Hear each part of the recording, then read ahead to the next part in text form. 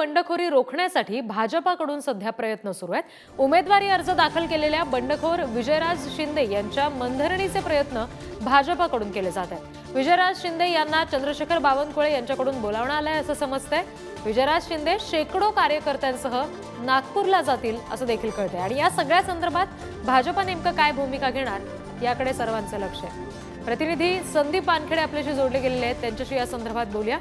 संदीप, काय नेमकं घडू शकतं इतकं मोठं शक्ती प्रदर्शन जर विजयराज शिंदेंकडून केलं गेलं तर? आणि दुसरी गोष्ट म्हणजे श्वेता महाले आणि विजयराज शिंदे यांच्यामध्ये चर्चा झाली असं देखील कळतंय, काय नेमकं घडलंय चर्चेबाबत?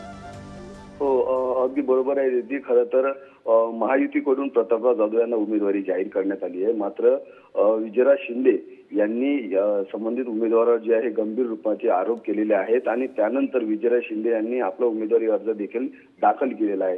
विजयराज शिंदे जे आहेत हे बुलढाण्याचे भाजपा पक्षाचे सध्याचे लोकसभा निवडणूक प्रभारी आहेत आणि ते 3 वेळा बुलढाण्याचे आमदार देखील राहिलेत। असं असताना देखील प्रतापराव जाधव यांच्याकडून त्यांना कुठलंही विश्वासात घेतलं जात नाही, त्यामुळे नाराज असलेल्या विजयराज शिंदे यांनी आपला उमेदवारी अर्ज दाखल केला होता।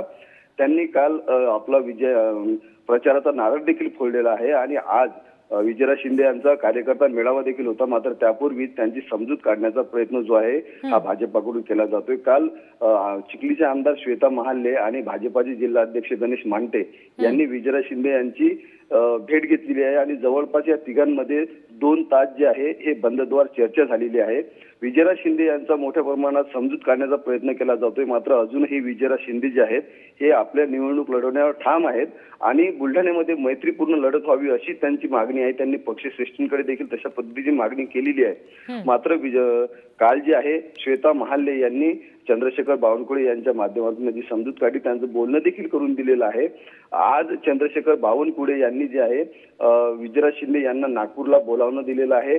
आज विजयराज शिंदे आपल्या शेकडो कार्यकर्त्यांसह दुपारी 1 वाजता नागपूरला विजयराज शिंदे यांची भेट घेणार आहेत आणि त्यामुळे आता विजयराज शिंदे यांच्या नाराजी दूर करण्यासाठी भाजपा पक्षश्रेष्ठींना कितपत यश मिळतं हे पाहणं देखील महत्वाचं असणार आहे। मात्र आता महायुतीमध्ये अशा पद्धतीने उमेदवारी अर्ज दाखल केल्याने मोठ्या प्रमाणात बंडखोरीची शक्यता निर्माण झाली आहे आणि याचा परिणाम देखील येत्या निवडणुकीत पाहायला मिळणार आहे। त्यामुळे आता समजूत काढण्यात कितपत यश मिळतं, यशस्वी होतात का हे पाहणं तेवढंच महत्वाचं असणार आहे। जी निश्चित। संदीप, धन्यवाद दिलेल्या सगळ्या तपशिलांसाठी।